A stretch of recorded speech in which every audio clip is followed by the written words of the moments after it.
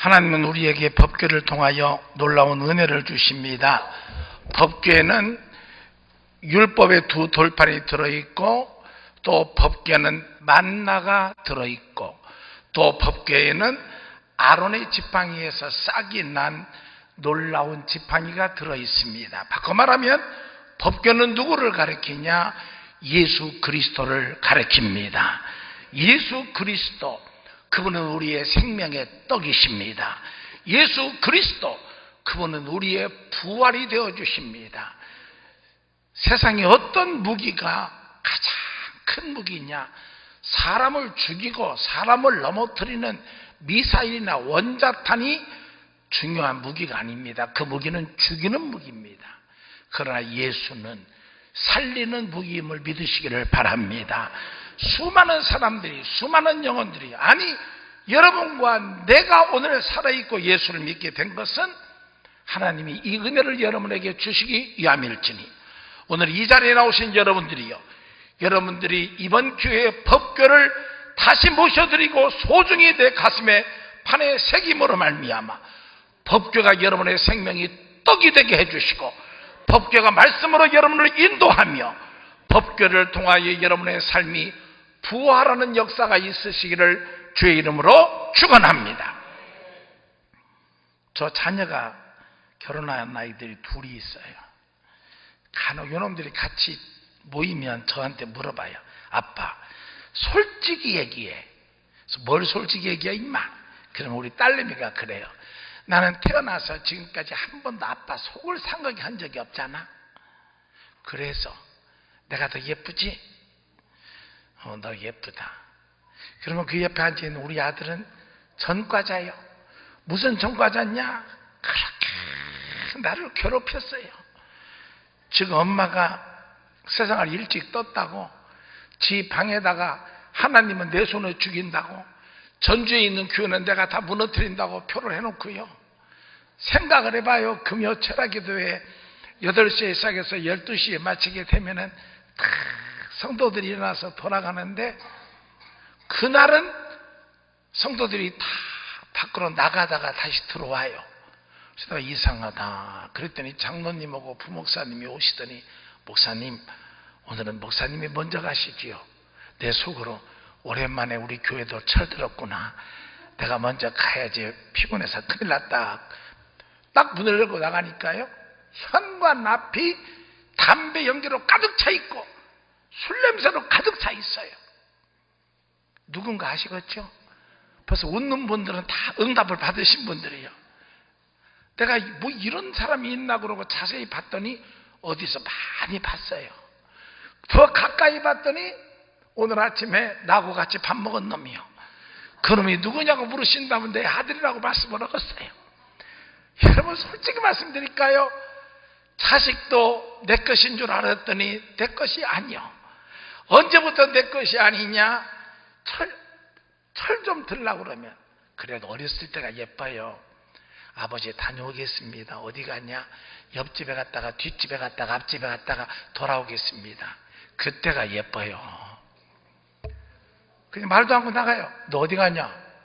친구 좀 만나려고요. 언제 돌아오냐? 아빠, 내가 몇 살인가 아세요?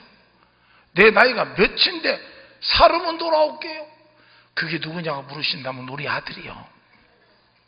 정말 힘들었어요. 법궤는 너무 소중해요. 저희 집이 아버님이 학교를 운영을 하셨는데 전라북도에서 가장 큰 학교를 운영을 하셨어요. 학교가 11개 학교를 운영을 하시는 가운데 제가 아버님을 도와서 그 일을 다 감당을 하고 있었어요. 1984년일 거예요. 학교를 이렇게 뺏고자 원하는 사람이 한 명이 있었어요.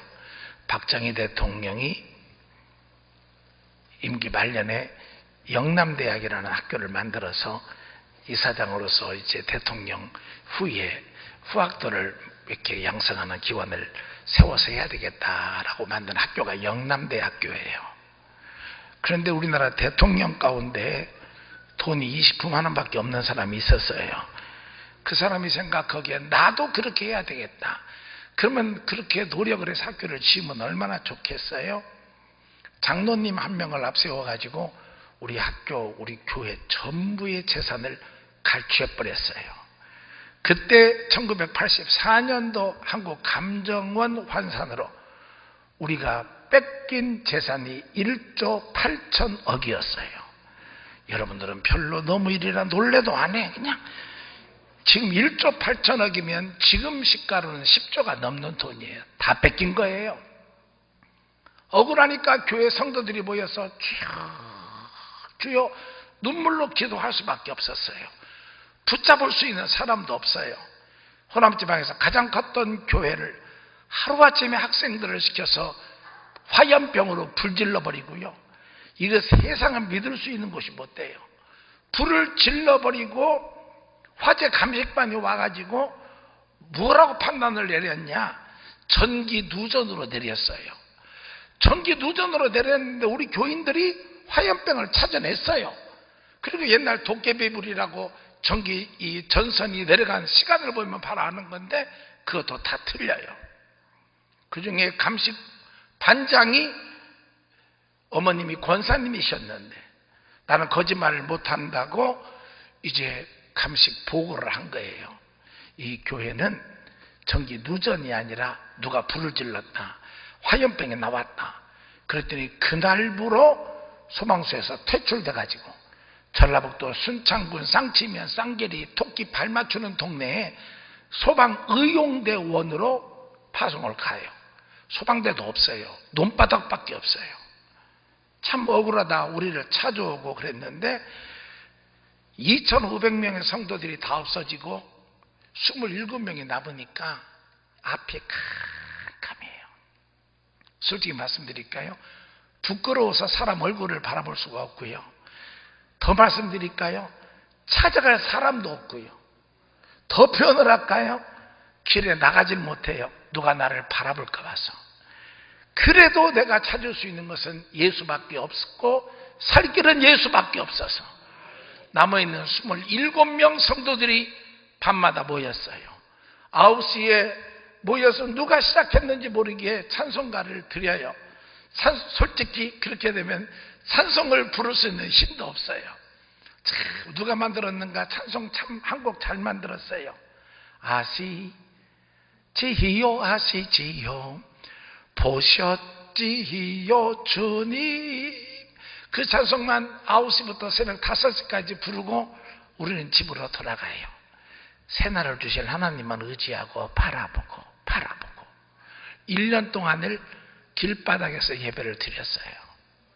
참 세상은 재밌어요. 여러분 27명 교인이 예배를 드리는데 주일 예배 참석자는 한 100명이 돼요. 왜 100명이 되느냐? 나머지 75명은 망한 놈이 어떻게 예배를 드리는가를 구경으로 오는 사람들이에요. 그것도 은혜요.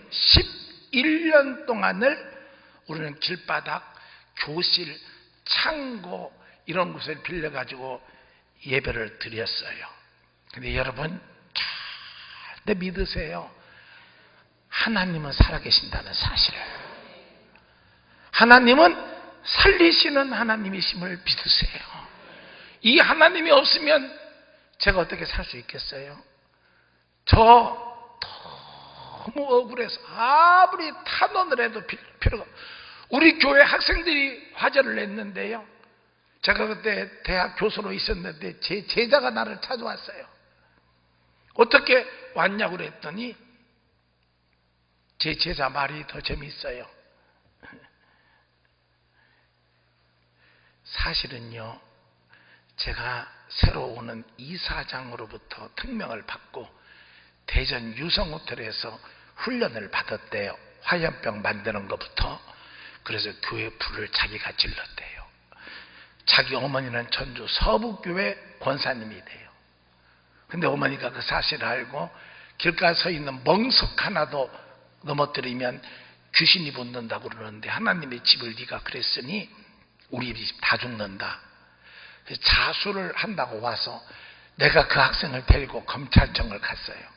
내가 질렀다고 자수를 하는데 검찰에서 아니래요. 이건 누전이래요. 나는 그날부터 신문도 안 믿어요. 뉴스도 믿을 게 하나가 없어요. 믿을 수 있고 의지할 분은 하나님 한 분밖에 없었어요. 그저 기도하고 그러는데요, 오늘은 내가 이 간증을 드려야 돼요. 우리 하나님이 얼마나 멋쟁이이신지, 우리 하나님이 얼마나 좋으신 하나님인지. 하나님이 일을 시작하시면요, 천지 만물이 다 하나님 거예요. 내 하나님은 그것이 믿고 능 있어 못할 일 전혀 없네. 내 하나님은 그것이 믿고 능 있어 못할 일 전혀 없네. 저 산들도 주의 것, 골짜기도 주의 것, 별들도 주의 솜씨. 내 하나님은 그것이 믿고 능 있어 못할 일 전혀 없네. 너를 위해 나를 위해. 사람들은 알아요, 어디에 보물이 있는지를. 사람이 많다고 거기 하나님이 계시는 곳이 아니에요. 하나님이 참 영으로 우리에게 찾아오셔서 우리에게 소망을 주시고 힘을 주시고 성령을 주시고 능력을 주시는 자리에 하나님의 살아계심을 믿으시기를 바랍니다. 11년 동안 돌아다녔어요. 돌아다니고 훗날 보니까 은혜예요. 전주 시내 동쪽에서부터 동서남북 다 돌고 돌아가지고요, 다시 원점으로 또 왔어요. 참 새빵살이 타장살이는 힘들 것이더구만요. 기도 그만큼 했고 매달렸으면 하나님 이루어 주실 것 같은데 정확히 아세요. 하나님은 하나님의 일을 이루실 때가 있어요. 하나님의 시간이 있어요. 방법이 있어요. 그 시간은 내가 정해진 시간이 아니라 하나님의 정해진 시간이에요. 지금부터 연속곡이 시작이 될 거예요. 한번 들어보세요. 어느 날 우리는 또 모여서 예배를 드렸어요.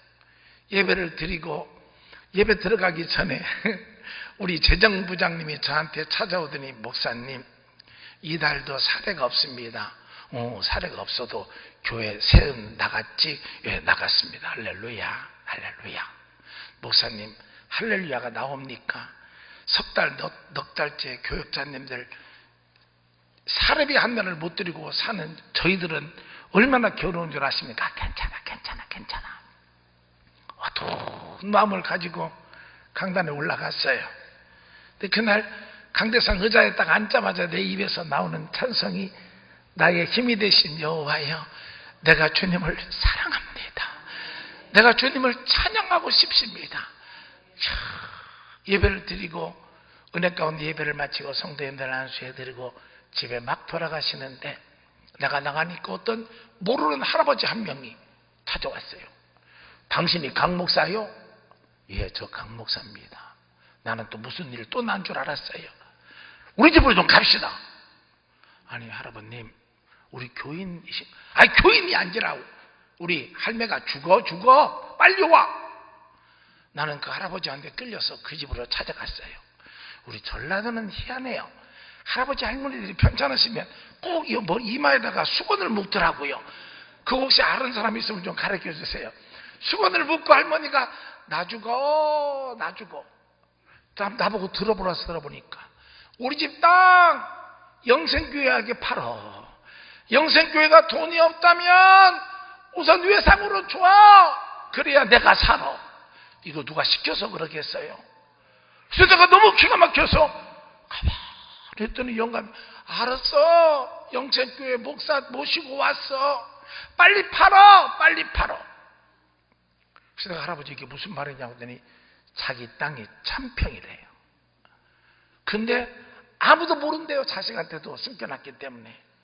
근데 이 사람이 일주일 전부터 아파가지고 아픈 날부터 밥을 못 먹고 땅을 영생교회에 팔으라고 그러는데, 우리는 영생학교나 영생교회가 전혀 상관이 없는 사람이라는 거예요. 그래서 할아버지, 내 생각에도 목사님이 땅을 좀 사가면은 우리가 살 것 같다고. 그래서 얼마에 팔렸냐고 물어봤어요. 돈도 없으면서 이달 봉급도 못 주면서. 그랬더니 할아버지가 1000평인데 깎아서 30억에 사가래요. 여러분들도 웃고 나도 웃어야 돼요. 30억이 어디 있어요? 그래서 나도 또 높아심에서 교회로 전화를 걸었어요. 집사님, 지금 교회 장부상이 얼마가? 목사님 묻지 마세요. 괴로워서요. 목사님 여쭤보시니까 대답은 해야 되겠죠. 봉급 하나도 못 드리고 총 27만 원밖에 없어요. 그래서 내 말이 앞에 글씨 하나 없어요. 할아버지 돈이 없습니다. 얼마? 27만 원밖에 없습니다. 그거 말이 아니고 저도 말이 아니어서 말을 못합니다. 할아버지가 나를 가만히 바라보더니 그래도 강 목사님, 당신의 아버지와 당신은 천주 지역사를 위해서 좋은 일 많이 했는데 나는 한 일이 없네요. 마지막으로 내가 좋은 일 하고 싶으니까 샥 깎아서 20억에 가져가래요. 그것도 어떻게 그래서 내가 이것도 못 얻었냐고, 얼마면 할 수 있겠냐고. 제가 27만 원이면 하겠다고. 이 말하는 내가 얼마나 가련하고 불쌍했겠어요. 그래서 나도 목사님이 좀 해도 너무 나온다고 생각이 안 되냐고. 제가 그래서 이게 내가 할 수 있는 최선이라고 그랬더니 할머니가 듣더니 영감, 내가 죽는데 무슨 흥정이야. 우선 드려. 목사님 목소리를 보니까 돈을 띄어먹든 않겠어. 목사님한테 생기면 갚으라고 그러고 드려. 어느 집이든지 할머니가 더 세더라고요. 할아버지가 일어나더니요, 생각을 해봐. 이게 어디 꿈이고 생신지. 등기권 가지고 오고 땅 문서 가지고 오고 도장 가지고 오더니요, 가져가래요. 어떻게 가져가냐고 그랬더니 알아서 하고 생기는 대로 갖고 래요. 그러면서 할아버지가 밖으로 따라 나와서 마지막 날에 하는 말, 할 수 있으면 한 7억 정도로 계약을 하면 어떻겠냐고. 그래서 30억이 7억까지 내려온 거 하나님이 애쓰셨어요. 그걸 들고 나왔는데 갈 곳이 있어야죠. 그래서 교회 와서 밤새 눈물로 기도를 드리고 새벽 기도를 끝마치고 나가니까 그 할아버지가 또 오셨네요. 왜 왔냐고 그랬더니 옆에 1000평이 더 있는데 그거까지 살았냐고. 그래서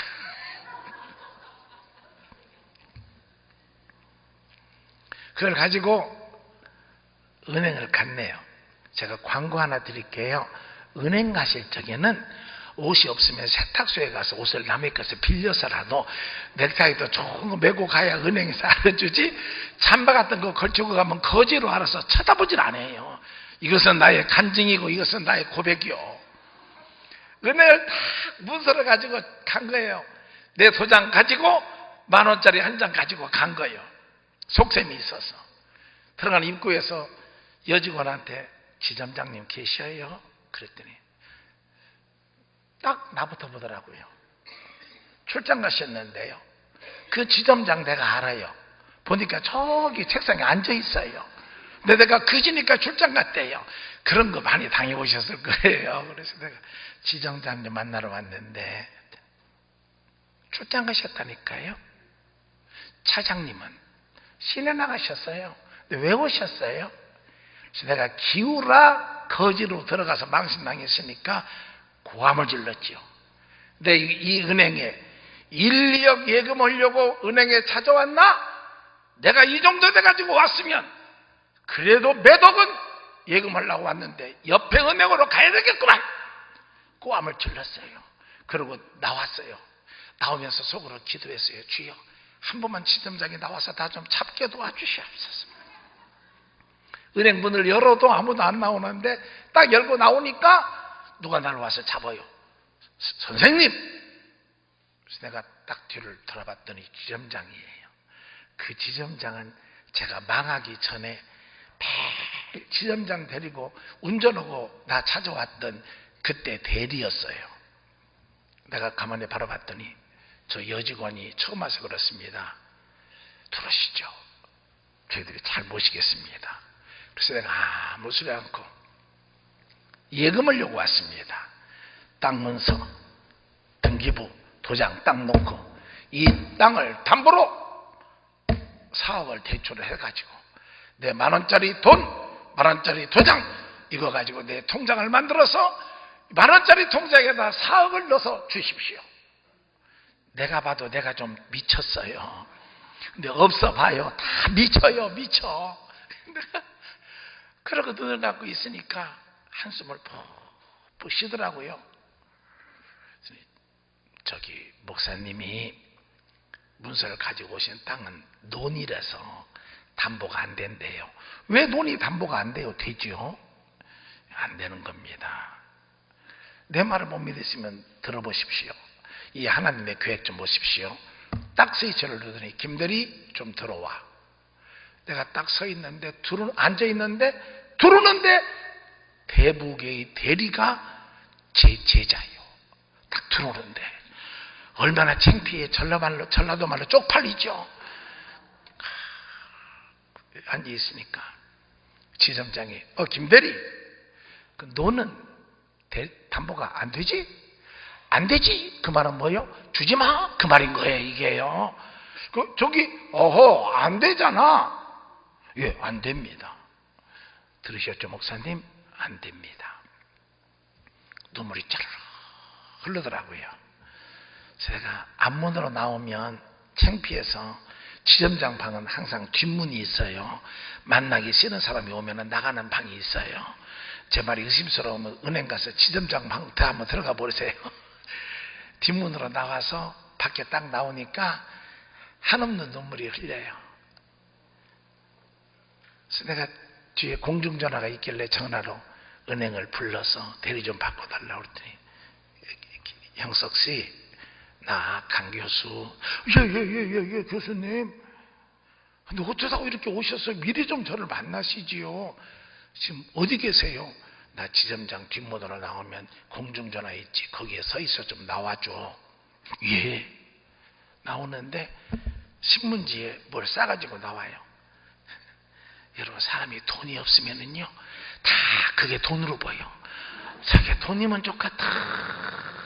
10,000원짜리면 얼마고 그렇게 계산하고 있었더니 딱 찾아 나오더니 교수님, 저 기억하세요? 기억하지? 김영석. 4년 전에 교수님이 제가 학교를 너무 어려워서 야간을 다닐 때 강의하셨는데 내가 학교를 자퇴하게 됐다고 그랬더니 교수님이 저를 교수님 방으로 데리고 가셨죠. 기억이 조금 나. 그때 도중에 포기하면 안 돼. 네가 잘 되어서 내가 생각이 나거든. 그때 갚어. 그리고 그때 교수님이 저 학교 교수로 있었으니까 400만 원을 저에게 주셨습니다. 제가 솔직히 배은망덕하게 교수님 어려운 당하고 학교 나가실 적에 찾아뵙지도 못하고 이렇게 배신자로 있다고 뵀습니다. 목사님, 500만 원입니다. 이자 100만 원. 얼마나 돈이 필요하세요? 쓰세요. 제가 그 제자를 만나가지고 악수를 했어요. 내가 받겠다, 받고. 야, 나는 내 인생이 바꿔졌다. 내가 교회 목사다. 알고 있습니다. 그 땅 좀 어떻게 담보를 해가지고 돈 좀 4억만 빌려달라. 한국감정원 직원, 그때는 사바사바하면 될 때예요. 이렇게 좀 해가지고 해라 그랬더니 될 수 있어요. 될 수 있어요. 지점장이 안 주시려고 그러는 거죠. 나흘 있다가 연락이 왔어요. 목사님, 결제 떨어졌으니까, 지표 됐으니까 사업 찾으러 오세요. 이 땅에 보이는 것이 하나도 없는 거예요, 제가요. 바로 딱 들어갔더니 지점 은행은 돈이요. 딱 들어갔더니 1억짜리 수표 넉 장을 주는데 이게 쨍하고 해달날인가 봐요. 오래간만에. 그래서 단시 100,000만 10만 100만 하다가 잊어버려야죠. 다시 단시 100,000만 5번, 6번을 동그라미를 세는 내 눈에서는 그것을 가지고 눈물이 툭 떨어졌어요. 점장님 감사합니다. 이 은혜를 꼭 갚겠습니다. 아니요, 미안합니다. 그래서 1억을 바로 그 근래 처음으로 예금을 했어요. 1억을. 그리고 3억을 가지고 와가지고 먼저 할아버지 집을 찾아갔어요.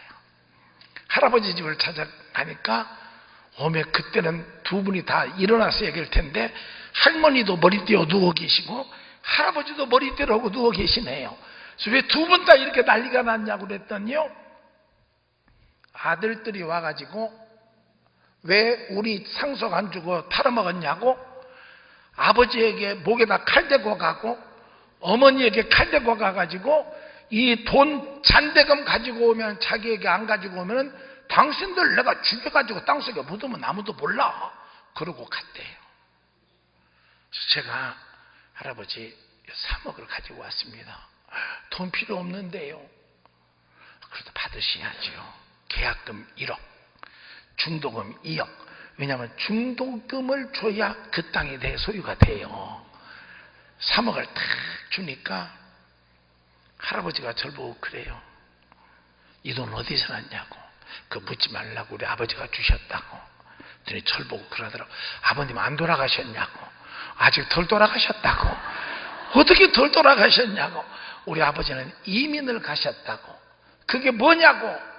우리 아버님은 예수를 믿던 목사님이셨기 때문에 영원히 돌아가신 것이 아니라 나그네 생활을 마치고 천국으로 먼저 이민을 가셨으니까 아직 못 돌아가신 거다고. 그러면 자기도 그렇게 살 수 있냐고. 제가 지금 살으면 완전히 돌아가신다고. 지금이라도 예수를 믿고 교회에 좋은 일을 하고 건축헌금도 하고 그러면 못 돌아가신다고. 그랬더니 건축헌금이 뭐냐요. 그래서 내가 설명을 쭉 해줬더니 간절히 그 말을 받더라고요. 일주일 지났어요. 일주일. 은행에서 또 전화가 왔어요. 전화를 받으니까 제 제자 대리가 목사님 돈 좀 더 쓰시겠습니까? 그때는 양잿물이라도 큰 걸 먹어야 할 때요. 그냥 쓰겠다고 그랬더니 얼마나 쓰시겠냐고. 얼마 줄 수 있냐고. 4억까지는 오늘 바로 줄 수 있대요. 그래서 내가 바로 은행을 갔더니요, 그날은 하루 만에 4억을 딱 주는 거예요. 이게 보통 일이 아니에요. 보통 일이. 그래서 내가 이상해가지고 지단장님 근데 왜 이 돈을 줘요? 그랬더니 날 보고 모르십니까? 잘 모르는데요. 신문 안 보셨습니까? 내가 지금 신문 볼 돈이 어디 있다요? 라디오도 못 듣던 밭속에. 목사님 은행이 공짜가 없습니다. 알아 나도. 신문 빨리. 그러더니 자기가 급하니까 신문을 주더라고요.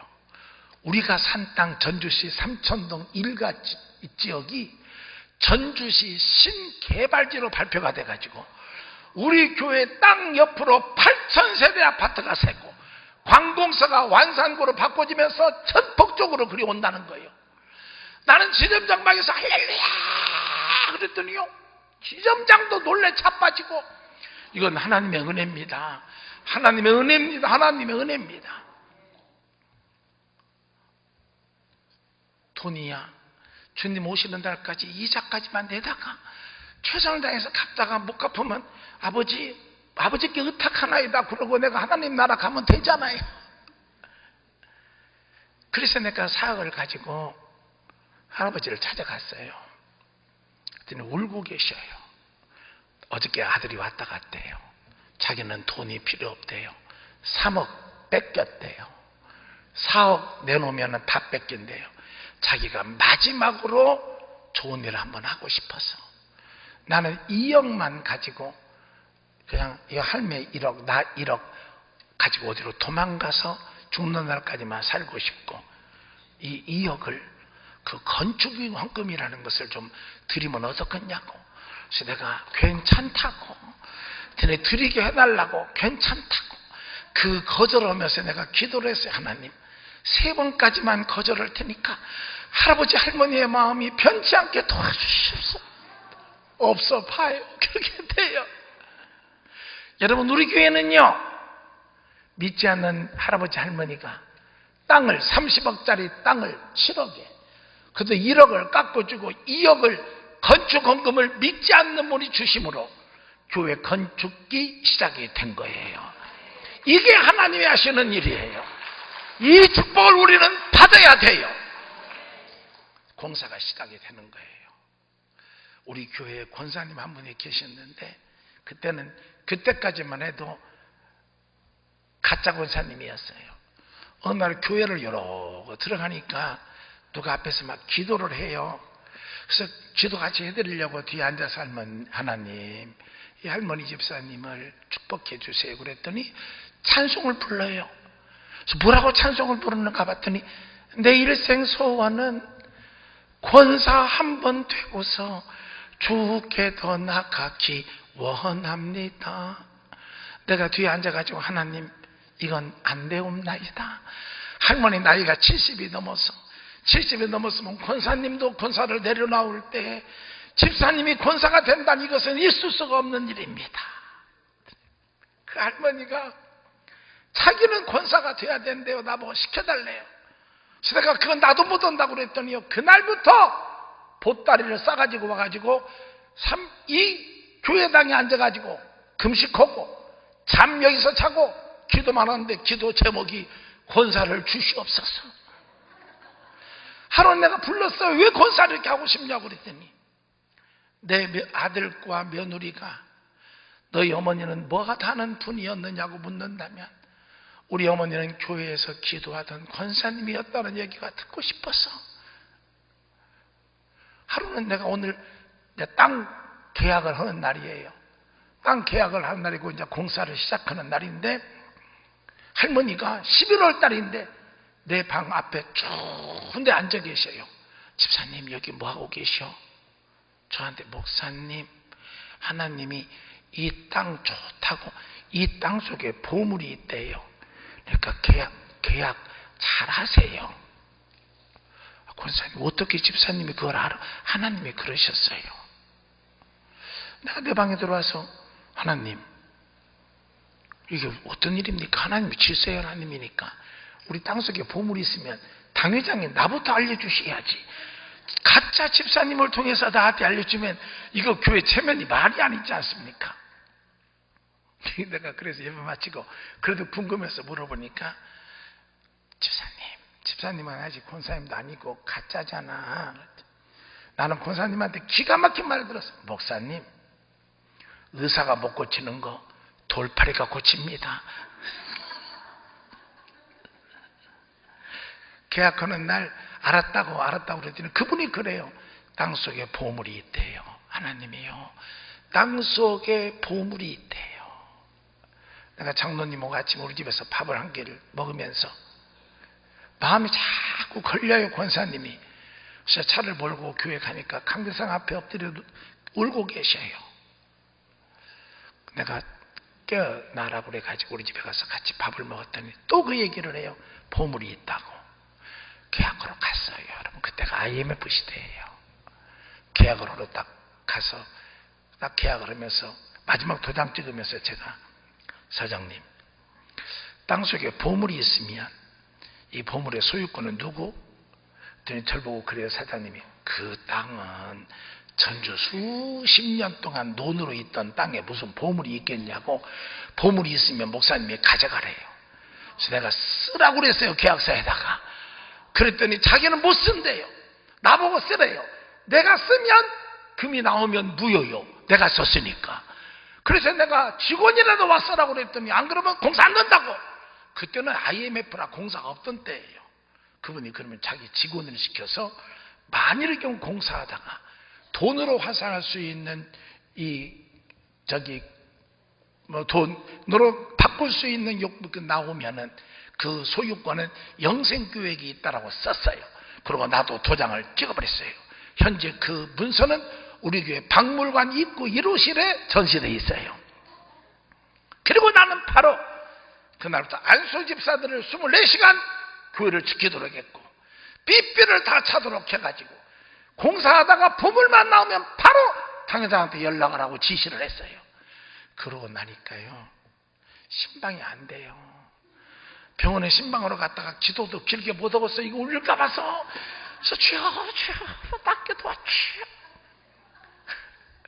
일주일 만에 드디어 이 삐삐가 울렸네요. 그것도 예수병원 신방 갔다가 기도하는 도중에 주여 예수 이름으로 기도합나이다 아멘. 그러고 교회로 쫓아왔더니요, 포크레인이 모래를 떠가지고 하나를 들고 있어요. 내가요 얼마나 놀랐든지 다이아몬드다 그러고 뛰어들어갔더니 우리 교회 장로님들이 조금 진정하래요.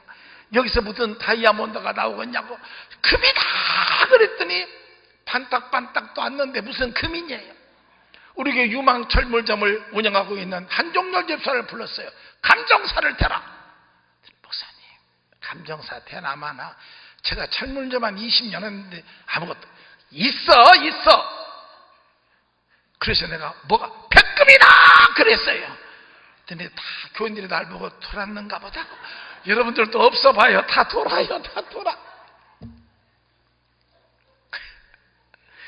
감정이 나오기를 모래는 모래인데 모래가 아니다 그렇게 나왔어요.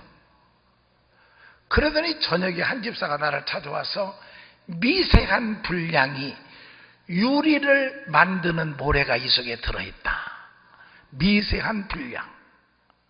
그랬더니 자기들이 연락을 하겠다고 그래가지고 이틀 후에 인천 유리공장에서 감정사 2명이 내려왔어요.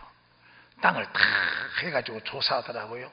오후 2시에 만나기로 해서 터에 나간 거예요. 그랬더니 말이 들려와요. 인천 유리공장에서 8,500만 원에 이 모래를 사간다고 그런다고. 이게 보통 문제가 아니요 이게. 그래서 내가 돈이 없지만 이제 8,500만 원이 곧 들어오니까 딱 가서 영생교회 목사입니다. 아 축하드립니다 목사님. 8,500만 원 정도의 모래가 들어있는데 혹시 조금 더 들어있는 분야는 환산해서 더 드리겠습니다. 공사 이득이 많이 갈 겁니다. 대신 모래는 나머지는 교회에 골재로 쓰래요. 그러니까 이게 돈 엄청 나오는 거예요. 한참 얘기를 하고 있는데 집사님 한 명들이 목사님 손님 오셨대요. 지금 내가 손님 만나게 됐어요. 지금 8,500만 원 못 만난다고 그래. 그랬더니 목사님 급하시대요. 못 만난다고 그래. 그랬더니 또 찾아왔어요. 급하다고.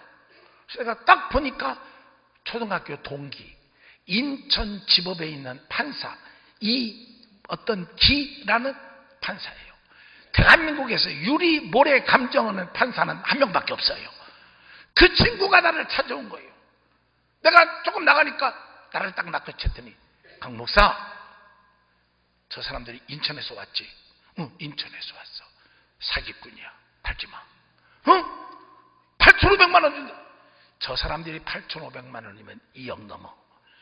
저놈들은 저그들이 도매로 사가지고 유리공장으로 넘기는 사기꾼이야. 저한테 걸리면 죽어. 네가 8,500만 원을 줘. 그랬더니 급하니까 자기 방으로 가재요. 자기가 인천지법에서 승진을 해야 되는데 지방법원을 한번 나갔다 와야 되기 때문에 오늘 날짜로 전주지법 수석 판사로 왔대요. 근데 자기는 교회 집사이기 때문에 방에 들어가기 전에 목사님을 모시고 기도를 해야 된대요. 그 말이 재밌어요. 자네가 망했다는 말을 듣고 학교 다닐 때 참 착했는데 그래서 자네한테 기도를 받으면 좋을 것 같아서 왔다고. 제가요 법원에 들어가서 수석 부장판사 자리에 앉아봤던 사람이요. 내가 앉아서 예배를 인도하니까 강 목사 고생했다. 하나님이 널 도우실 것 같아. 저놈들이 가는데 찾아가면은 꼭 일이 생긴대요. 얼마 달라고 그래? 8,500만 원. 그랬더니 딱 계산하더니 2억 3천 원 나오겠구만. 어떻게 2억 3천이 나와? 그랬더니 강 목사 저 땅에 모래가 몇 루베쯤 들어있어? 몰라. 야 땅에 얼마큼 들어있는가도 모르고 돈 받냐? 이 루베가 얼마인 줄 몰라. 그러면 가서 내 말 들어.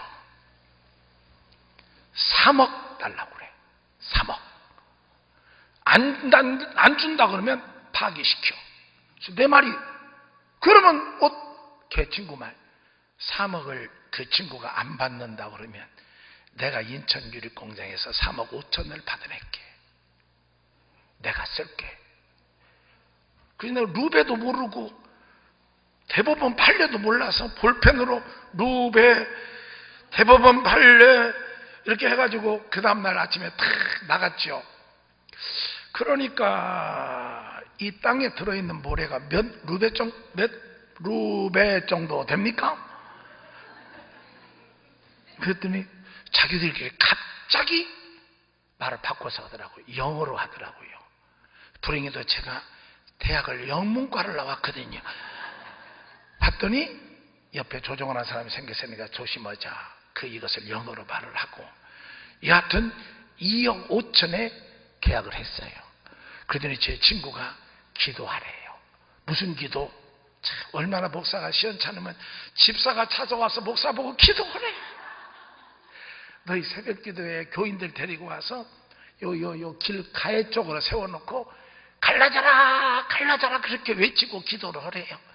야, 동네 사람들이 다 보고 미쳤다 그러거든. 아무리 망했어도 그게 뭐냐. 우리 교인들 정말 고맙고 착한 분이에요. 전주 북쪽에서 예배 드리고 30분 버스 타고 일로 와가지고 일로로 사가지고 내가 시작 할렐루야 그러면 팍 뛰면서 갈라져라 갈라져라. 동네 사람들이 미쳐도 곱게 미쳐야지. 저것이 뭐냐. 일주일 만에 균열이 가기 시작했어요. 이게 나도 모를 일이에요. 교인이 갈라졌어요 갈라졌어요. 그래서 사진을 찍어가지고 내 친구를 찾아갔더니요, 나보고 영생교회 지하실은 끝났대요. 대법원 판례가 모래를 파가는 쪽에서 균열이 날 경우에는 교회 지하 공사를 책임진다라는 것이 대한민국 대법원 판례예요. 그래가지고 그거 보내는 서류도 지 사무실에 다 있어. 교회 이름만 바꿔가지고 보내래요. 그래서 우리 교회는 너는 가만히 서서 내 여호와 하나님이 너를 위하여 너희들을 어떻게 구원하는지를 보라. 그래서 예수 믿는다는 거 신나는 거예요. 통지 보냈더니 그 다음날 바로 인천 유리공장에 상무하고 전무가 찾아왔어요. 목사님, 우리를 고발하지 마십시오. 우리가 공사를 책임지겠습니다. 지하 240평 공사를 하면 지하가 제일 돈이 많이 들어가요. 지하가. 그 지하 공사 그 동네에서 다 해줬어요. 쇠 파이프 600개를 박아가지고 튼튼하게 해주고, 우리는 뚜껑만 덮고 들어가가지고 잘 짓고 잘 짓세 우리 집 잘 짓세 그러고 교회를 지었어. 이거 하나만 봐도 하나님 우리와 역사하시는 것을 알 수가 있었어요. 어둠이 무너졌던 것이, 깨졌던 것이, 망했던 것이 하나님 앞에는 아무 것이 아님을 깨달았어요. 우리는 그때부터 하나님 이 지역을 전도하고 영혼을 살리는 교회를 만들겠습니다. 교회를 만들겠습니다. 성도들이 지금 생각하면 너무 고마워요. 남자 성도들이 새벽기도 나와서 2시간 동안 땅 파고 출근하고 퇴근하고 전부 교회 와서 일을 하고. 그래서 아파트가 8,000세대에 세워진다고 그래서 내가 가만히 보니까 IMF 때 우리 교회 교인이 끊긴 사람이 40명이 넘어요. 내가 불러서 출근해라. 어디로요? 우리 교회로 출근해라. 내가 너희들 본 거 120만 원은 책임진다. 목사님 지금 120 책임질 테니까 걱정 마라. 그러고 나는 꿈을 가졌어요. 그러고 전주대학교에 있던 내 친구들 4명을 불러서 나를 도와달라. 나는 그 4명 중에 2명이 부동산 복덕방 시험 출제위원인 걸 몰랐어요, 내가. 그리고 걔네들을 불러가지고 40명을 야간에 공부를 시켰어요. 부동산 시험.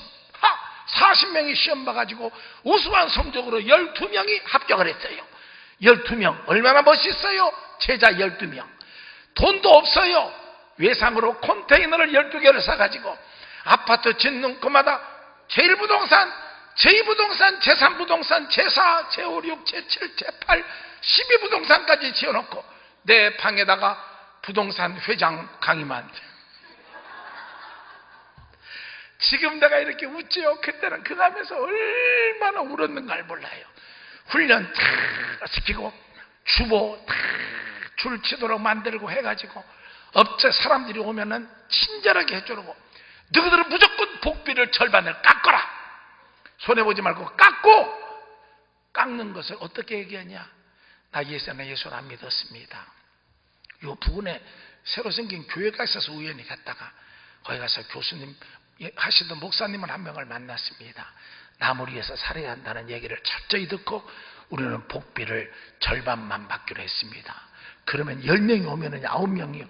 나 그 교회 갈 수 있냐고 물어봐요. 그러면 내가 어떻게 알아보겠다고, 전도지가 여기 있다고, 전도지도요, 막 한 100장 싸놓고 주면 다 내버려요. 99장은 서랍에다 넣어놓고, 한 장만 책상 위에 올려놓고, 볼펜에다 쳐놓고. 그렇게 하니까 얼마나 딱 손님 가면은 회장실로 전화가 와요. 목사님! 할렐루야! 흥건 아파트 몇 동, 몇 동. 2달 후에 6월 30일 날 이사 옵니다. 식구는 6명입니다. 그러면 나는 예비 교인 6명을 딱 올려놔요. 그리고 기도를 또 시작해요. 그리고 이사하는 날 우리 훈련받은 40명 특공대, 그들은 모자를 써야 되고 선글라스를 껴야 돼요. 자기 신분을 감춰야 되니까. 그리고 이사 오는 날 되면 우리들이 천사 딱 쓰고 탁 기다리고 있어요. 이삿짐이 오면은 환영합니다. 이 아파트에 오신 것을 저희들은 진심으로 환영합니다. 무엇을 도와드릴까요? 짐을 넣어드릴까요? 뭘 놔드릴까요? 그냥 그 사람들이 황송해가지고 괜찮습니다, 괜찮습니다. 그리고 우리는 그 짐 들고 올라가면서 주여 교회로 보내주시옵소서, 구원선에 붙여주시옵소서, 구원의 거미줄에 붙여주시옵소서. 그리고 어떤 사람은 막 울고 집을 옮기니까 참 힘드신 분인가 보네요. 우리가 같이 드려드릴까요? 짐 다 옮기고 나면은 삐삐를 쳐요. 회장실로. 그러면 거의 짐이 옮겼다.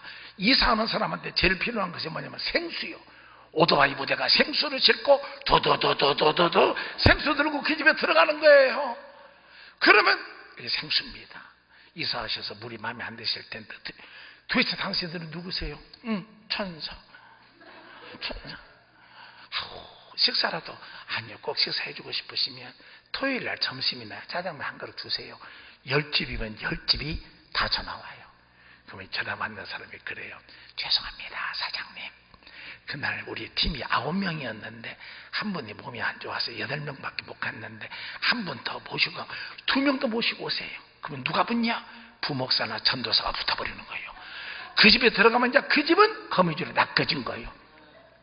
한 주일에 많이 나왔던 때는 84명의 새 가족이 나오고 보통 20명에서 30명이 줄줄이로 들어오는 거예요. 우리 예배를 끝마치면 다 울어요. 주님이 하셨습니다. 주님이 하셨습니다. 어쩌면 하나님이요, 그때 땅값도 올려주시고. 저는 간혹 교회를 가서 울 때가 많이 있어요. 아무도 몰라요. 먼지 나는 자갈길이었어요. 논밭이었어요. 지금은 하나님이요, 4차선으로 아스팔트길 다 놓아주시고요. 그 전에 우리 교회 학생들이 불내가지고 다 태웠잖아요. 하나님이 미리 아시고 우리 교회 바로 건너편에 소방서도 하나님이 하나 갖다 놓으셨어요. 전주 완산 소방서. 철학기도 할 때 쥐야 하고 기도드리면, 멀리에서 들으면 불이야 그렇게 들려요. 그래서 강 목사야, 영생교회야, 불나도 소방서가 있으니까 걱정 말아라. 요새는 얼마나 행복한지 27명의 성도를 출석교인 2,700명으로 만들어주시고 재적을 4,500명으로 만드신 분은 하나님이셔요. 법궤를 붙잡았더니 아론의 지팡이에 꽃이 피었듯이 우리가 부활케 되었도다. 법궤를 붙잡았더니 생명의 떡이신 만나 예수가 아침 저녁으로 우리에게 생명의 떡을 먹여주시니 우리는 굶주리지 않고 힘있게 살 수 있게 하시는 그 법궤, 그 법궤에 물어보기만 하면 하나님이 어디로 가야 할지를 구름기둥과 불기둥으로 인도하셨듯이 우리의 갈 길을 인도하시는 그 하나님의 은총이 우리에게 있게 될 줄 믿으시기를 바랍니다. 하나님의 교회가 아미나답의 집에 있을 때 이스라엘 백성들은 하나님의 뜻을 찾지도 않았어요. 묻지도 않았어요. 그러니까 어떻게 됐어요? 지멋대로의 인생을 살아버린 거예요. 어디로 가야 할 것을 하나님에게 구해야 할 텐데 지멋대로의 인생을 살아버리기 때문에 하나님은 그들 속에 나타나지도 않았어요. 오늘 이 민족의 가장 큰 문제는 살만하니까, 어느 정도 된 것 같으니까 우리는 하나님을 멀리했잖아요. 생각해 보세요. 세계 제1의 교회도 한국에 있었잖아요. 세계 10대 교회를 똑똑똑 찍어봤더니 그 중에 3교회가 한국에 있고, 세계 20대 교회를 찾아보면 그 중에 6개 교회가 한국에 있는 축복을 받았어요. 한국의 교회가 법궤를 붙잡고 축복을 받으니까 민족이 복을 받고, 용서하십시오마는 그래서 우리나라가 잘 살 수 있고 종교를, 기독교를 할 수 있는 기회를 하나님이 서너 번 주셨잖아요. 대통령을 장로님으로 세우셨잖아요. 장로님마다 제대로 예수를 믿은 사람이 있어야죠. 장로만 되면 왜 그렇게 바빠? 내 조카가 서울대학을 다녀가지고 사법고시 합격을 하고, 그래서 시험을 치러서 들어간 것이 이 대한민국, 이거 말하면 안 된다고 그랬는데 내가 말하나 설교하지 뭐, 행자부 법무 담당관으로 들어갔어요. 장관이 무슨 법을 결정을 하면 법무관, 이 사법고시 붙은 법무관에게 검증을 받아요. 법을 어긋나지 않는다. 그 일을 하는 친구예요. 똑똑했어요. 아버지가 목사님이셨어요. 근데 하루는 전화가 왔어요. 삼촌, 잘 지내고 있냐? 못 지내고 있습니다. 왜? 한 달째 교회를 못 나가.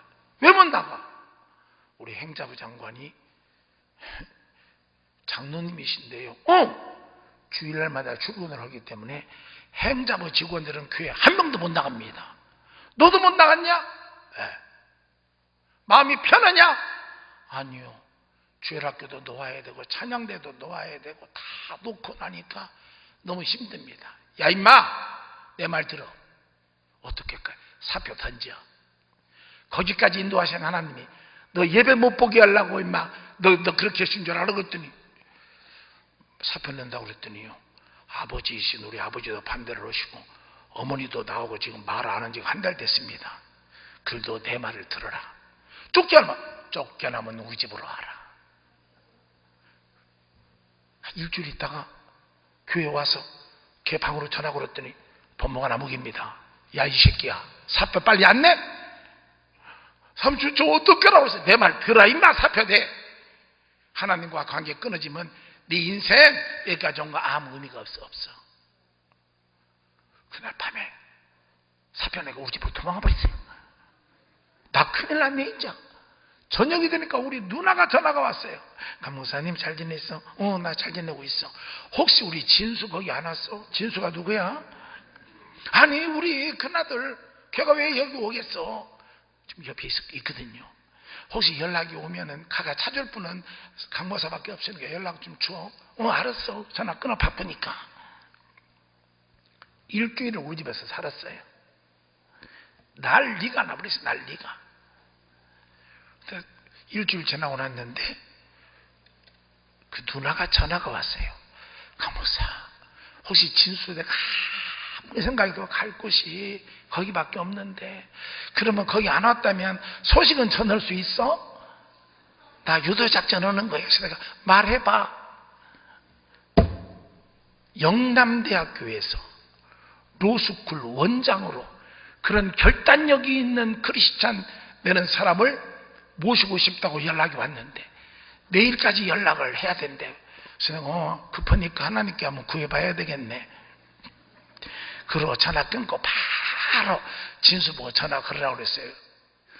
어머, 나 사실은 너 거기 있는 줄 알았어 임마.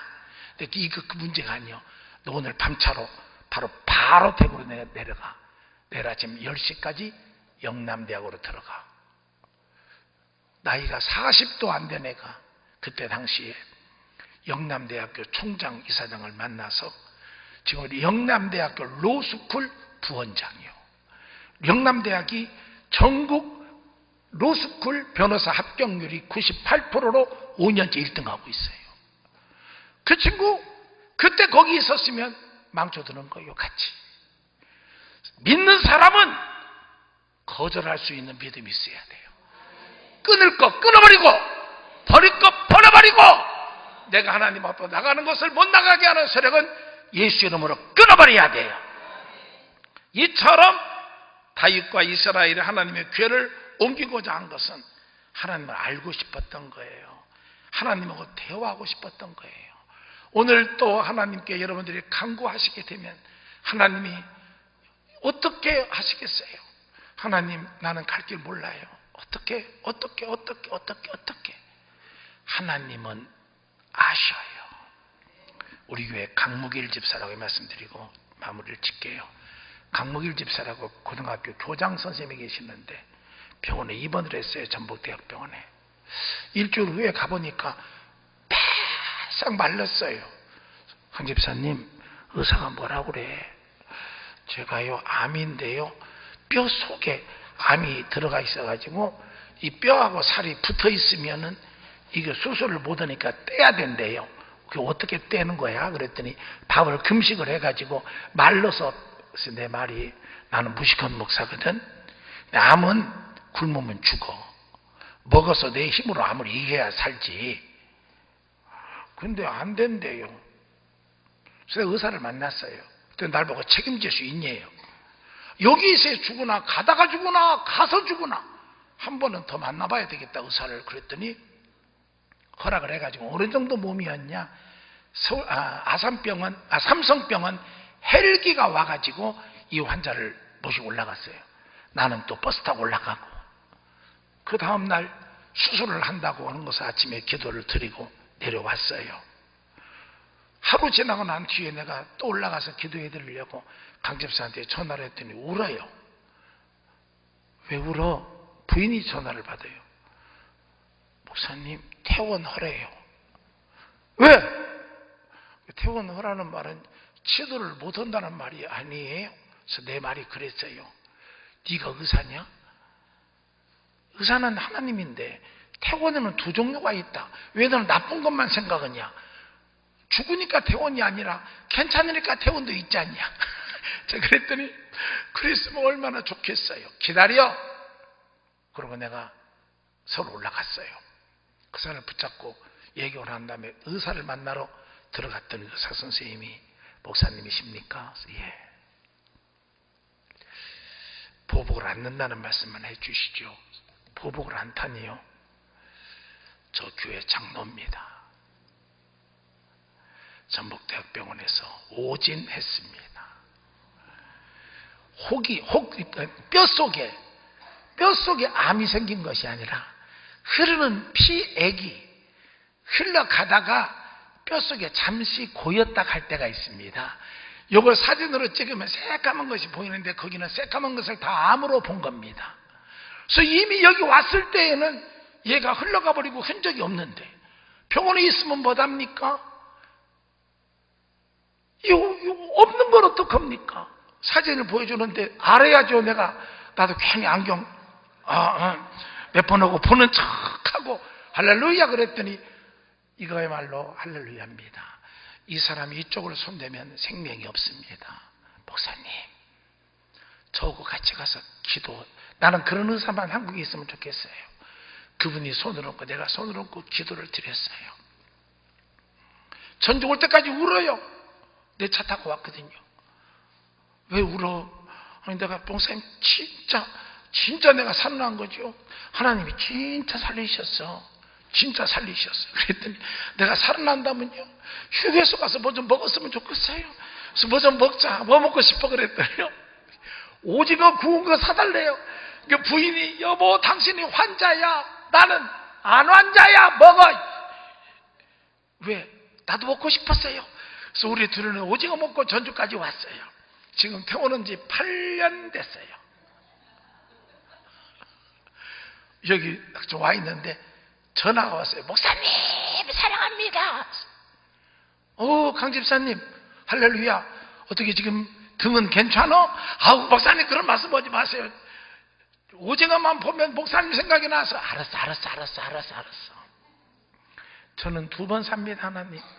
하나님의 은혜로 삽니다. 그분은 한 달에 한 번은 꼭 전화로라도 기도를 받아요. 하나님 은혜 감사합니다. 하나님 은혜 감사합니다. 법궤가 있으면 두려움이 없습니다. 법궤가 있으면 행복이 있습니다. 법궤가 있으면 희망이 있습니다. 법궤가 있으면 죽지 않습니다. 하나님이 우리와 함께 계시기 때문입니다. 사랑하시는 성도 여러분, 하나님이 왜 인자한 자가 어디가 계십니까? 내가 나를 맡길 뿐, 내가 나를 완전히 의지할 뿐 하나님 밖에는 없습니다. 제가 아까 말씀드렸던 내 아들, 내 딸 얘기하다가 중지를 시켰는데, 내 딸은 지금껏 한 번도 나에게 맞은 적이 없는 딸입니다. 지가 다 알아서 하던 아이입니다. 우리 아들은 대한민국의 유명한 나쁜 짓은 다 했습니다. 저 엄마가 일찍 세상을 떠났다고 그냥 다 원수로 삼았고, 나는 다른 반찬은 조금 할 줄 아는데 김밥말이를 못해요. 내가 다 동그랗게 해가지고 붙여놓으면 얘가 소풍 간다고 화재 가면 다 열어져 있대요. 창피해 죽겠다고 그 김밥 좀 싸지 말라고. 김밥에 은사는 없는 것 같아요. 그걸 가지고 가니까 소풍 가서 밥을 먹는데 친구가, 야 성구가 너 누가 김밥 싸서 이렇게 밥이 다 터졌냐? 걔는 황선홍이에요. 걔네 아버지는 전주에서 김밥집을 분점을 6개나 하는 집이요. 너가 아빠가 그랬냐? 그러니까 우리 아들이 우리 어머니 돌아가셨다고 네가 나를 무시한다고 쇠파이프로 120발을 금액을 꿈을 정도로 그렇게 나쁜 적을 때리고 경찰서에 갇히고 감옥에 갇히고 해볼 수가 없던데. 네요. 정말 걔는 고치기가 힘들었어요. 제가 목사가 늦게 됐는데, 늦게 돼서 제 목사 목사 이제 임직을 받게 되고 당회장권으로 승계를 받는데, 우리 딸내미하고 아들내미가 노래를 잘해요. 걔네들 특송한다고 교회에서 시켜놨던가 본데, 서울에서 딸이 내려와가지고 저를 보고 아빠 내일 특송 못해. 그래서 왜? 그랬더니 성국이가 특송하지 말자고, 내가 온다고. 쥐가 노래를 작곡했대요. 우리 성국이가 작곡한 노래는 사탄을 찬양하라. 야 하나님이 있냐? 있어. 그러면 뒤에 딱 검정 옷 입은 7명이 없어. 우리 아들은 빨간 옷 입고 빨간 무스 발라버리고 용파리 양말 신고 그렇게 해가지고 노래를 부르는 거예요. 없는 것을 믿는 놈은 어떤 놈? 병신은 죽여야지. 어떡해? 그러면요, 우리 아들이 풍선에다가 붉은 이 물감을 넣고 풍선을 해가지고 칼을 가지고 터트린대. 이렇게. 그러면 탁 터트리면 빨간 물이 나오면은 뒤에 6명이 똑같이 빨간 물을 나온다. 그러면 교회 장로님들이 강대상에서 더럽혔다고 올라오면 장로부터 칼로 찔러 죽이자. 우리 교회 그 깡패 부대가 80명이 왔어요. 예배 끝마치면, 설교 마치면 이 일 벌어지는 날이에요. 내가 어떻게 우리 성도들이 죽는 모습을 봐요. 제가 마음속에 결심을 했어요. 내가 죽자. 저놈 나오면 내가 앞에 나가서 커버하고 그놈 딱 깨어나버리면 저놈이 나를 찌르겠지. 나 하나 죽음에 끝나야지. 이렇게 되면 안 된다. 예배가 시작이 됐는데 나는 그 아들밖에 안 보여요. 용서하세요. 총회장이 와서 설교를 하시는데 하나도 안 들려요. 왜? 총회장 설교가 끝마치면 너도 가고 나도 가야 돼요. 근데 도중에 우리 아들이 울어요. 그래서 내 속으로 생각하기를, 발광을 하려면 울다가 발광을 하는 거구나. 그리고 내가 강대상에 있다가 내려갔어요. 딱 섰어요. 그때는 우는 모습이 이상하게 울어요. 드디어 운명의 설교가 끝마쳤고 아버님의 뒤를 이어서 아버님이 되시는 자녀들이 특성으로 하는 영광을 돌린다고 그러는데 우리 아들만 나와요. 혼자. 내 앞에 오더니 아빠 죄송했어요. 그 아빠라는 소리를 얼마 동안에 처음 들었냐? 6년 5개월 만에 처음 들었어요. 집에 살면서 저보고 아저씨 돈 줘. 등록금 났으면 줘야지. 그런 놈이요. 새벽자단 갔다 오면은요, 내가 새벽 3시에 일어나서 밥 조금 해놓고 새벽자단 가서 4시 반, 5시 반 2번 인도하고 들어와서 밥 차려주면은 밥 딱 가지고 나가서 농장에다 집어 던져버려요. 하나님 이놈의 새끼, 우리 엄마 죽여버리고 우리 아빠 이렇게 고생시키냐고. 너는 내가 죽인다고. 그러던 놈이었어요. 나는 오래간만에 아빠라고 그러니까 내가 지금 어디에 있는가 그랬어요. 그랬더니 앞에 마이크에 쓰더니 지가 얘기하더라고요. 성도 여러분 용서하십시오. 오늘 이런 각본으로 짜여졌습니다. 내가 목사님 설교를 듣다가 중학교 2학년 때 받았던 환상의 은혜를 다시 받았습니다. 그래서 우리 어머니가 천국에서 나를 위하여, 우리 교회를 위하여 기도하는 모습이었습니다. 성도 여러분 잘못했습니다. 아버지 잘못했습니다. 내가 제일 듣기 싫었던 찬송, 저녁만 되면 아버지 피아노에 앉으셔서 혼자 눈물을 흘리고 부르던 찬송, 지겨웠습니다. 그 찬송을 하나님께 영광을 돌리겠습니다. 1절은 제가 부를게요. 2절은 누나 나와서 같이 불러. 3절 아빠 쥐가 당회장이요. 3절은 아빠가 같이 나와서 불러. 4절은 성도 여러분 같이 부릅시다. 나는 그놈이 그렇게 악기를 잘 다루는지 몰랐어요. 피아노를 치면서 성자의 귀한 찬송을 들으면서 주르륵 울고, 우리 딸내미 2절 부르면서 울고, 나도 또 오라고 하니까 가가지고 3절 부르고 4절 오는 교인들을 참 열 몇 번을 불렀네요. 불러도 그렇게 교인들이 막 울고, 나는 예배를 마치고 가는 길에 거기만 숙이고 있는데 우리 교인들은 나오고는 눈을 별로 안 맞추고 다 안에서 다른 사람하고 울고 나와서 나만 바라보고만 가요. 그래서 또 다른 당회장에 또 한 명이 왔는가 그러고 앞에 갔더니 우리 아들이 무릎 꿇고 앉아가지고, 성도 여러분 제가 잘못했어요. 우리 아버지 좋으신 분이에요. 잘 좀 섬겨주세요. 잘 좀 섬겨주세요. 제가 교육 철학 박사학위를 가지고 있는 사람입니다. 교육을 가지고 철학을 가지고 6년 5개월 동안 내가 가지고 있는 학생을 다 동원해서 내 아들을 고치려고 했지만 나는 더 낭떠러지로 빠지고 말았습니다. 하나님이 하시니까 1초도 안 걸려요. 싹 바꾸셨어요. 싹 바꾸셨어요. 미국으로 가서 1년 동안을 어학연수를 하고, 그리고 칼리지에 들어가서 공부를 하고 난 뒤에 시험을 치르겠대요. 어디를 치르려고 그랬더니 버클리를 들어간대요. 나는 가가 버클리에 들어갈 줄은 꿈에도 몰랐어요. 학교 성적을 좀 띄워오라고 그래서 고등학교에 찾아가서 성적 증명서를 띄러 갔더니 689명 중에서 689등이네요. 우리 아들이. 내가 성적을 한번 말씀드릴까요? 상대평가로 양미 가가가가. 이게 우리 아들의 성적표예요. 수음이 안 가 해서 다 가만히 있어요. 미는 뭐냐? 체육이요. 그 다음 양은 뭐냐? 음악이요.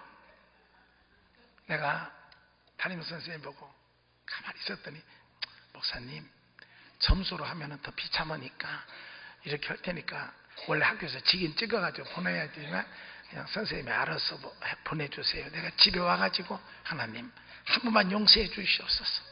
내가 거기다 뭐라고 썼냐? 영어로 possible, 가능하다. 우리 아들은 성적이 다 가능하다. 미, 아름답다. beautiful. 양, 놀라운 일이 있을 것이다. wonderful. 해가지고 보냈네요. 얘가 미국에 가서 봉사활동 같은 거 많이 하고 버클리 면접으로 들어갔는데 시험 치르고 전화가 안 와요. 사흘 후에 아침에 전화가, 아파. 성구가 네가 원래 붙으려고 이렇게 시험 본 거 아니잖아. 괜찮아, 울지 마. 내가요 떨어졌으면 이렇게 울겠어요. 그러면 네가 붙었냐? 예, 내 말이 첫마디가 참 버금을 품을 일이다. 네가 버클리에 들어가더니 버금을 품을 일이다.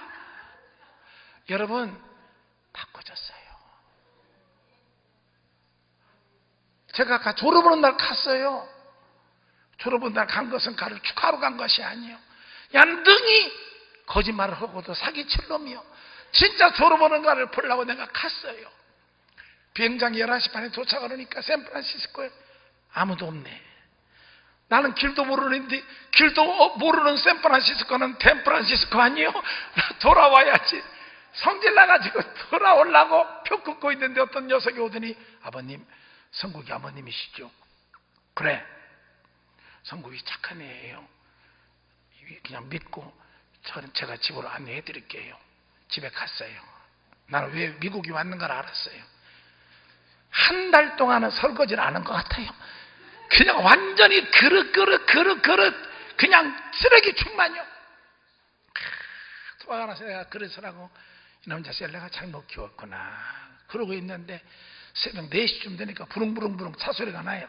미워서 침대에 딱 앉았어요. 누웠어요. 내 놈이 엎어 들어와요. 근데 내 위에 딱 거꾸로 소문을 하고 있더니만, 아빠 죄송해요. 비행장에 나가고 싶었지만 제가 지난 한 주간 동안 아파서 아르바이트를 못 나갔어요, 아빠. 그래서 아르바이트비를 다 못 냈기 때문에 등록금을 다 못 내서 제가 아빠 못 나갔어요. 아빠 저 하루에 3곳 저녁에 아르바이트를 해요. 그리고 앞으로 열흘을 더 해야지 졸업장을 받아요. 내일 졸업은 해요. 아빠 못 믿어서 오신 거 알아요? 제가 한 달에 한 학기 등록금만 버클리가 사립이기 때문에 4,500만 원을 내는데 내가 아버지한테는 2천만 원이라고 영수증 가로로 찍어가지고 보내드렸어요. 아버지 시골에서 목회하시는데 어떻게 그걸 보내시겠어요? 2,500만 원을 번다는 건 힘들었어요, 아빠. 그래서 제가 이렇게 해서 다 댕겨왔고 저 50원 싼 햄버거를 먹기 위해서 1시간을 걸어서 내려갔다 와서 밥 먹고 살았어요, 아빠. 근데 이제 아빠 걱정하지 마세요. 그러더니 나를 보더니 아빠 흰머리 많네. 아빠 주름도 가까이 봐서 봤네. 나 때문에 그러지 아버지, 저는 2가지의 결심을 했습니다. 이제부터는 기뻐하세요. 나는 가만히 들었어요. 아빠, 할아버지의 뒤를 잇고 아빠의 뒤를 이어서 주의 종이 되기로 결심을 했어요. 이것만이 하나님에게 은혜를 갚는 기름을 알았어요, 아버지. 힘들었어요. 낮에는 그 유명한 버클리에서 따라가기도 힘들었고 저녁에는 신학 공부를 했어요. 미국은 주야의 학점이 인정해 주기 때문에 아빠 그렇게 공부했어요. 여기를 마치면 1년 있다가 한국에 들어가서 나머지 과정을 다 하려고 그래요. 2번째, 저는 아빠가 계시는 교회로 안 가요. 지금까지 떨어져 놓으신 씨가 죽으면 안 되잖아요. 저는 제가 가난한 청년들, 미국에 얼마나 타락한 학생들이 많은지 몰라요. 유학원 학생들의 2분의 1이 다른 짓 해요. 저 주의 종의 길을 걸어갈게요. 저는 이제 그리스도를 위하여, 아버지를 위하여 죽을 준비가 되었습니다. 사랑해요, 아버지. 나도 모르게 내가 결혼 한때 원망했던 것을 회개하고 가를 다 껴안고 같이 울었어요. 졸업식 하는 날이요, 나는 신났어요. 박은조 목사님이라고 계시죠? 그 목사님 딸이 우리 아들하고 같이 졸업했어요. 요놈이 졸업장 받으러 올라가가지고 지 이름을 부르니까 올라가서 총장님한테 인사하더니 총장한테 뭐라 하더니 뒤를 돌아보더니 아빠 그 버클리 대학 강당에서 고함을 지르면서 이것도 아빠 거, 졸업장도 아빠 거, 아빠 사랑합니다, 큰 절을 했어요. 그 졸업식장이 눈물 바다가 되었어요. 나는 그쪽에 올라가가지고 사람들이 무슨 한국에서 스타나 하나 온 줄 알았는가 봐요. 졸업만 하고 걔는 한 달 동안 알바를 하고 졸업장 찾아가지고 왔어요. 이제 한국에 와서 마지막 학기를 다 마치고 목사 안수를 받기 위해서 준비를 하고 있어요. 아무것도 없어요. 걔는 예수밖에는 없어요. 근데 걔가 나보고 부탁을 했거든요. 아빠, 어디 가서 나 간증하는 건 좋은데 제발 성국이라고 이름 좀 부르지 말고 차라리 국성이라고 부르든지 가명을 좀 쓰면 어떡하냐고. 왜 그러냐고 했더니 저하고 가장 절친한 친구 교회 아빠가 집회 와서 성국이 얘기를 10번을 했대요. 10번은. 이게 법계 대신 예수님을 붙잡는 삶의 승리예요. 하나님이 여러분을 다스려야 돼요. 하나님이 여러분을 도와주셔야 돼요. 하나님이 여러분을 인도하셔야 되고. 따라서 하실까요? 하나님은 나의 왕이십니다. 아멘. 여러분 교회의 왕도 하나님. 저는 그래서 우리 교회 강대상의 의자를 내가 주일 예배 때 올라가서 하나하나 다 내렸습니다. 왜? 강단에서 앉으셔서 보좌에 앉으실 분은 하나님 한 분밖에 안 계십니다. 다 왕 대신 하나님에게 나를 맡기고 그분 붙잡을 때 하나님이 나를 인도하시고 하나님이 내 손 이끌어 생명길로 인도할 때 우리는 날마다 주님과 함께 걸으며 승리의 삶을 살게 될 줄로 믿습니다.